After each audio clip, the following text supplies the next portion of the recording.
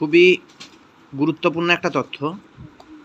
1 থেকে 100 বলুন, 3 থেকে 30 বলুন, যত থেকে যত সংখ্যাই হোক, প্রথমে যদি আমরা ওই সিরিজের মধ্যে কতগুলো সংখ্যা বের করে নিতে পারি, তাহলে কিন্তু তাদের যোগফল করা খুবই কিন্তু সহজ হবে।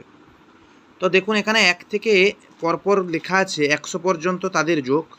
তো যোগ করার আগে শুধু একটা সংখ্যা নির্ণয় করব। তার সূত্রটা কি? যে এখানে 1 থেকে 100-র মধ্যে কতগুলো সংখ্যা আছে।